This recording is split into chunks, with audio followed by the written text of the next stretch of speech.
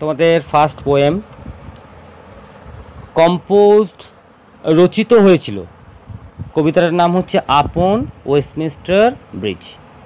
আপন Westminster bridge মানে আপন মানে কি উপরে, ওয়েস্টমিনস্টার ব্রিজ একটা ব্রিজের নাম, যেটা কিনা লন্ডনে অবস্থিত।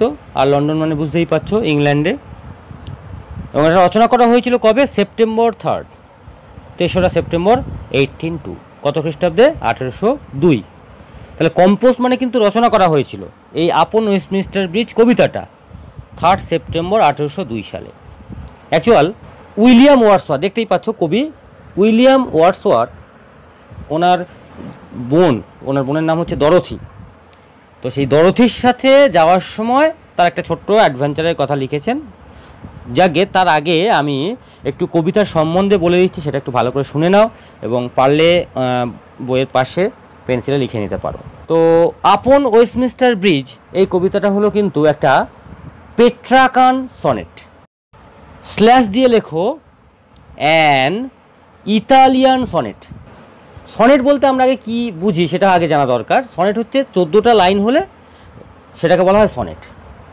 তো সেই সনেটের জনক মানে 14 লাইন দিয়ে কবিতার প্রথম যিনি রচনা করেছিলেন তিনি হলেন পেট্রাক। তাই এই 14 লাইনের যে সনেটগুলো সেটাকে কি বলা হচ্ছে? পেট্রাকান সনেট, যেহেতু পেট্রাক রচনা করেছেন। অথবা আমি বললাম যে ইতালিয়ান সনেট, অর্থাৎ উনি যেহেতু ইতালির মানুষ ছিলেন তাই এই সনেটের আরেক নামটা হচ্ছে ইতালিয়ান সনেট। পেট্রাকান সনেট আর ইতালিয়ান সনেটের বৈশিষ্ট্যগুলো কী কী একটুখানি কবিতার লাইনটা টোটাল গুনে দেখো। প্রথম থেকে এই যে ফেয়ার মানে 8 থেকে শুরু হয়েছে, 8 থেকে আর 1 2 3 4 5 6 7 8 নাম্বার লাইনে দেখো এয়ার পর্যন্ত, এটা 8টা লাইন। আর তারপরের থেকে দেখো নেভার থেকে আর একদম লাইং স্টিল, এই যে 1 2 3 4 5 6 লাইন। তাহলে ইতালিয়ান সনেটের যে 14টা লাইন থাকে সেই 14টা লাইনকে দুটো ভাগে ভাগ করা হয়। প্রথম 8টা লাইনকে বলা হচ্ছে অষ্টক, ইংরেজিতে অক্টেভ। আর শেষের 6টা লাইনকে বলা হচ্ছে ষষ্ঠক, ইংরেজিতে সেস্টেট। এইবার আমরা কবিতার সম্বন্ধে যাব। এই যে সনেটটা কী নিয়ে আলোচনা করে বা কী তুলে ধরে? লন্ডন শহরের যে সৌন্দর্যটা সেটা একদম সকালবেলা, ভোরবেলা লন্ডন শহরের সৌন্দর্যটা কতখানি, একদম সকালবেলা পরিবেশটা কতটা নিস্তব্ধ, কতটা নিঝুম হয়, কতটা সুন্দর হয়, শান্ত হয়, মানে যাকে বলা হয় একদম সাইলেন্ট বেয়ার। হ্যাঁ, এখানে কবি তো কোনোদিন দেখেননি, কবি কোনোদিনই দেখেননি যে লন্ডনটা যদি নিস্তব্ধ থাকে তাহলে এতটা সুন্দর লাগে, এতটা পরিবেশটা এতটা মধুর লাগে। আচ্ছা, আরেকটা পয়েন্ট একটু লিখে নাও এখানে, যে কোন রাইম স্কিম ব্যবহার করা হয়েছে, মানে ছন্দটা ব্যবহার করা হয়েছে। এই ছন্দটা কিন্তু আমি যখন ফিজিক্যালি অ্যাপিয়ার হব তখন হচ্ছে কিন্তু ছন্দটা আমি বোঝাবো। এখন আপাতত ছন্দটা বোঝালে তোমরা কিছুই বুঝতে পারবে না। যাই হোক, লিখে নাও দ্য রাইম স্কিম ABBA, আবার ABBA, আর একটু ছেড়ে লেখো CD সব কটা কিন্তু স্মলে হবে, বলে হাইফেন দিয়ে লেখো, ছোট হাতে সব শুরু করবে। ওই ABBA এটা কিন্তু টোটাল 8টা লাইনের কথা বলা হচ্ছে, ঠিক আছে? এবার কার সাথে কার মিল আছে ওইটা দেখলেই বোঝা যায়। আর CD দেখো 6টা অ্যালফাবেট আছে, দ্যাট মিনস 6টা লাইন আছে কবিতায় টোটাল। তাহলে 8 আর 6 কটা হলো? 14টা লাইন। এটা হচ্ছে বলা হয় রাইম স্কিম। কোন লাইনের সাথে কোন লাইন মিল আছে শুধু এইটুকুটা বললেই বোঝা যায়। চলো আমরা কবিতাতে যাই তাহলে। বলছে আর্থ হ্যাজ নট এনিথিং, পৃথিবীর আর কিছুই নেই, টু শো দেখাতে, মোর ফেয়ার আরও বেশি সুন্দর, বলে দেন দ্য সিটি অফ লন্ডন। মানে আর ওটা মানে লেখেনি কবি, কিন্তু এটা বলতে চেয়েছেন যে আমার এই লন্ডন শহরটার চেয়ে পৃথিবীর আর সুন্দর বলে দেখানোর কিছুই নেই। মানে পৃথিবীর যদি সুন্দর বলে দেখানোর কিছু থাকে সেটা হচ্ছে একমাত্র আমার শহরটা লন্ডনটা। সবার ক্ষেত্রেই তাই, যে শহরে বাস করে। আমরা যেমন এখানে সোনারপুরে বাস করি, তাহলে আমাদের মনেই হতে পারে যে সোনারপুর ছাড়া আর মনে হচ্ছে সুন্দর জায়গা কোথাও হতেই পারে না, মানে হোম সুইট হোম যেটাকে বলা হয়। যাই হোক, তাহলে কবি যেহেতু ইংল্যান্ডের বাসিন্দা, তাই লন্ডনের বাসিন্দা, তাই তিনি বলছেন যে আর্থ হ্যাজ নট এনিথিং, পৃথিবীর আর কিছুই নেই, টু শো দেখাতে, মোর ফেয়ার আরও বেশি সুন্দর ওই লন্ডন শহরের চেয়ে। বলছে ডাল, নির্বোধ, উড হি বি, সেই লোকটা হবে অফ সোল, মনের দিক থেকে, মানে মনের দিক থেকে সেই লোকটা নির্বোধ হবে, হু, যে কিনা কুড পাস বাই, পাস কাটিয়ে চলে যাবে, যে এ সাইট, একটা দৃশ্যকে, যেটা কিনা সো টাচিং, এতটাই মনোমুগ্ধকর, ইন ইটস মেজেস্টি, এর নিজের আত্মমহিমায়। দ্যাট মিন্স এই যে লন্ডন শহরটা এতটা সুন্দর দেখাচ্ছে যে সেই দৃশ্যটাকে যে না দেখে পাশ কাটিয়ে চলে যাবে, সে হচ্ছে নির্বোধ ছাড়া আর কিছুই নয়। বলছে দিস সিটি নাও ডথ, এই শহরটা এখন ডথ, ডথ দেখো নিচে লেখা আছে ওল্ড ফর্ম অফ ডাজ, মানে ডাজের ওল্ড ফর্ম হচ্ছে ডথ। বলছে শহরটা এমন একটা ভাব করে আছে, লাইক যেন মনে হচ্ছে গার্মেন্ট, একটা পোশাক ওয়্যার পরে আছে। দ্যাট মিন্স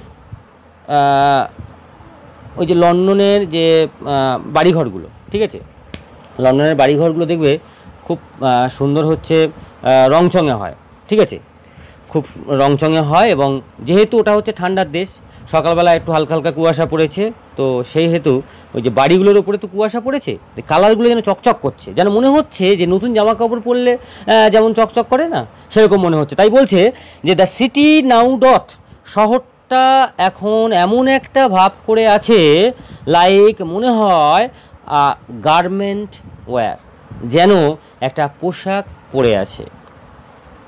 বলছে the beauty of the morning, এই সকালের সৌন্দর্যটা কেমন, সাইলেন্ট, নিস্তব্ধ, বেয়ার, নিষ্কলঙ্ক, মানে কোনো রকম কোনো ছোপ ফোপ বা কোনো রকম কোনো বাধা ফাধা কিছুই নেই, মানে কোনো ধোঁয়ার কোনো পরিবেশ নেই, যে কলকারখানা ধোঁয়ার জন্য পরিবেশটা দেখা যাচ্ছে না, কিংবা গাড়ির কোনো ধোঁয়া নেই, কোনো আওয়াজ নেই। তাই বলছে এই সকালের the beauty of the morning, সকালের সৌন্দর্যটা সাইলেন্ট, পুরো নিস্তব্ধ, একদম ভোরবেলা যেমন পরিবেশ হয়, এবং বেয়ার, নিষ্কলঙ্ক, একদম কলঙ্ক মুক্ত। জাহাজগুলো, মানে একদম ইমারতগুলো, টাওয়ার্সগুলো, ডোমস, যে বড় বড় যে গম্বুজগুলো হয়, থিয়েটার, নাট্যশালাগুলো হয় যেখানে নাটক হয়, অ্যান্ড টেম্পলস। নাট্যশালার কথাটা এখানে কেন বলা হয়েছে, কারণ উইলিয়াম শেক্সপিয়ার কিন্তু এখানকারই লোক, মানে বুঝতেই পারছো ওখানে মানে নাটকের ব্যাপারটা, উইলিয়াম শেক্সপিয়ার কত নাটক লিখেছে ভাবো তো। তাই নাট্যশালাগুলো ওখানে খুব বড়, মানে গোছানো হয়, সাজানো হয়, অনেক উঁচু উঁচু হয়। এবং কি বলছে টেম্পল, টেম্পলস মানে আমি কি বললাম তখন, যে এখানে কিন্তু আমাদের মন্দির নয়, এখানে হচ্ছে চার্চ, যেহেতু ওখানে সমস্ত প্রায় বেশিরভাগ মানুষই তো খ্রিস্টান। তাই বলছে ওই চার্চের, আর চার্চের দেখেছো তো গির্জার যে এগুলো হয়, একটু ওই মাথাটা হয় দেখবে অনেকটা উঁচু হয়ে যায়, মানে জিসাস ক্রাইস্টের যে ক্রসটা থাকে আর কি, হ্যাঁ। তাই বলছে এগুলো সব লাই অবস্থান করে আছে ওপেন, স্পষ্ট একেবারে, আন টু দ্য ফিল্ডস, সারা মাঠ জুড়ে, অ্যান্ড টু দ্য স্কাই, এবং দূরে সেটা কি হয়ে গেছে, আকাশকে ছুঁয়ে গেছে। দ্যাট মিন্স যদি আমরা কোনো এখানে সোনারপুরে যদি কোনো উঁচু একটা ফ্ল্যাটের মাথায় গিয়ে দাঁড়াই, মানে যেহেতু আমাদের এখানে জায়গা টায়গা দেখার সমস্যা, মানে দূরে যেহেতু চারিদিকে তো সব চারিদিকে বাড়ি হয়ে গেছে, তাই যদি একটু কোনো একটা উঁচু জায়গায় গিয়ে দাঁড়াই, দেখবে মনে হয় যে আকাশটা এসে কোনো একটা জায়গায় গিয়ে পড়ে গেছে, বা কোনো একটা ফাঁকা মাঠে গিয়েও তোমরা সেই দেখতে পারো একই ব্যাপার। ফাঁকা মাঠে গিয়ে দেখবে ওই দূরের যে বাড়িঘরগুলো আছে, বা দূরের যে এলাকাটা আছে, বা ছোটো ছোটো যে গাছপালা দেখা যাচ্ছে, সেগুলোর মাথায় যেন আকাশটা ভেঙে পড়েছে। দ্যাট মিনস ওটাই হচ্ছে দ্য হরাইজন লাইন। তো এখানেও সেই কথাই বলা হচ্ছে যে ওগুলো মানে সারা মাঠ জুড়ে তো এগুলো দেখা যাচ্ছে, এবং তারা আকাশকে ছুঁয়ে গেছে, মানে আকাশ এসে যেন তাদের মাথায় পড়েছে। তারপরে কি বলছে, অল ব্রাইট, সব কিছু উজ্জ্বল, অ্যান্ড গ্লিটারিং, ঝকঝক করছে, ইন দ্য স্মোকলেস এয়ার, এই ধোঁয়াহীন বাতাসের জন্য। কেন ধোঁয়াহীন বাতাস, বোঝা গেছে নিশ্চয়ই, কারণ এখন সকালবেলায় হচ্ছে কোনো কলকারখানার ধোঁয়া নেই, গাড়ি ঘোড়ার ধোঁয়া নেই। তাই বলছে যে যা কিছু দেখা যাচ্ছে সারা মাঠ জুড়ে, সব কিছুই কিন্তু উজ্জ্বল এবং ঝকঝক করছে ওই স্মোকলেস এয়ারের জন্য, ধোঁয়াহীন বাতাসের জন্য। তাহলে এইটুকুটা কমপ্লিট হয়ে গেল। এইটুকুটা হলো আমাদের অক্টেভ, অর্থাৎ অষ্টক। এবারে চলো আমরা চলে যাচ্ছি শেষ স্টেট, মানে শেষের 6টা লাইন। বলছে নেভার ডিড, কখনোই করেনি, কে না সান, সূর্য, মোর এতটা বিউটিফুলি, সুন্দরভাবে, স্টিপ অর্থাৎ স্নাত বা আলোকিত, ইন হিজ ফার্স্ট স্প্লেন্ডার, তার প্রথম আলোর ছটাতে, এই ভ্যালি, উপত্যকাগুলোকে, রক, পাথরগুলোকে বা শিলাখণ্ডগুলোকে, অর হিল অথবা পাহাড়গুলোকে। অর্থাৎ কবি বলতে চাইছে যে সূর্য এর আগে কখনোই এত সুন্দরভাবে এই ভ্যালি, রক আর হিলকে তার প্রথম আলোর ছটাতে মানে ফার্স্ট স্প্লেন্ডারে কখনো আলোকিত বা স্নাত করেননি। কিন্তু এটা ভুল কথা, কবির কথা অনুযায়ী হয়তো সূর্য কোনো দিন এটা করেনি আর কি, কিন্তু সূর্য প্রত্যেক দিনই নিয়ম অনুযায়ী সকালবেলা উঠছে, সব কিছুকে এইভাবেই আলোকিত করছে। কিন্তু কবি তো কখনো এত সকালবেলা ওঠেননি, এত ভোরবেলা ওঠেননি, তাই তার কাছে এটা নতুন। বলছে নেভার স আই, তাই কবি কি বলছে যে নেভার স আই, আমি তো কখনো দেখিনি, নেভার ফেল্ড, কখনো ভাবতেও পারি না, আকাম মানে শান্তি অর্থাৎ প্রশান্তি, সো ডিপ এতটা গভীর হতে পারে। দ্য রিভার নদী, দ্যাট মিনস এখানে টেমস নদীর কথা বলা হচ্ছে, গ্লিডেথ মানে স্বচ্ছন্দে বয়ে যাওয়া, যে লেখা আছে দেখো গ্লাইডের পোয়েটিক্যাল ইউজ ওটা আর কি, বয়ে যায় অ্যাট হিজ ওন, তার নিজস্ব সুইট উইল, মধুর ইচ্ছেতে, মানে কোনো রকম কোনো বাধা ছাড়া টেমস নদীটা স্বচ্ছন্দে বয়ে যাচ্ছে।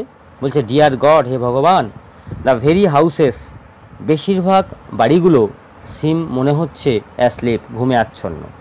বাড়ি তো আর ঘুমায় না, ঘুমাচ্ছে বাড়ির লোকজনগুলো, তাই কবি বলছে and all the mighty heart, এবং সবচেয়ে বড় কথা যেটা হলো এই যে মাইটি হার্ট, যে বিশাল হৃদয়টা, হৃদয় আমাদের মানে হার্টটা কোথায় থাকে, আমাদের দেহের পুরো মাঝখানটাই কিন্তু, মানে যখন আমরা বলি যে ও মারা গেছে মানে ওর হার্ট ব্লক হয়ে গেছে, মানে সবচেয়ে মেন জিনিস শরীরের সেটা কিন্তু হচ্ছে আমাদের হার্ট। হার্ট যদি একবার কিন্তু ব্লক হয়ে যায় তাহলে আমরাও মারা যাব। তো এখানে হার্টের সাথে তুলনা করা হচ্ছে এই কারণে, যেহেতু হার্টটা আমাদের শরীরের সবচেয়ে পপুলার একটা জিনিস, তাই কোনো একটা জায়গার সবচেয়ে পপুলার এলাকাই হলো সেই জায়গাটার হার্ট। আর সেটা এই হার্টগুলোকে মনে করা হয় প্রত্যেকটা রাজ্যের রাজধানীগুলোকে বা প্রত্যেকটা দেশের রাজধানীগুলোকে। যেমন আমাদের ওয়েস্ট বেঙ্গলের রাজধানী কি, কলকাতা, কলকাতাই কিন্তু দেখো সবচেয়ে প্রিয়, হ্যাঁ কলকাতাই হচ্ছে আমাদের ওয়েস্ট বেঙ্গলের হার্ট। আবার দিল্লি, দিল্লি হচ্ছে কিন্তু ইন্ডিয়ার হার্ট, হ্যাঁ মানে যেহেতু ওটা ক্যাপিটাল, এখানেও তাই। লন্ডনটা যেহেতু ইংল্যান্ডের রাজধানী ক্যাপিটাল, তাই বলছে মাইটি হার্ট, এই যে বিশাল হৃদয়টা যেটা সবসময় নাকি ধুক ধুক ধুক ধুক করে, মানে ওই লোকজনদের কথা বলা হচ্ছে, যে সমস্ত লোকজনগুলো, হ্যাঁ ওখানকার মানুষজনগুলো, ওখানকার গাড়ি ঘোড়াগুলো, ওখানের কলকারখানাগুলো, সব কিছুই আর কি, ঠিক আছে, মানে যেগুলো সবসময় ধুক ধুক ধুক ধুক করে, মানে সবসময় ওই যে তারা কথাবার্তা চালায়, আওয়াজ হয়, এখানে হৃৎপিণ্ডের সাথে তুলনা করা হচ্ছে আর কি, যেটা সবসময়ই ধুক ধুক ধুক ধুক আওয়াজ করে, ইজ লাইং স্টিল, এখনও পর্যন্ত শুয়ে আছে। দ্যাট মিন্স এখনও পর্যন্ত পুরো শহরটাই নিস্তব্ধ, নিঝুম। ওকে, তাহলে এই হলো আমার মোটামুটি আপন ওয়েস্টমিনস্টার ব্রিজ যে পোয়েমটা।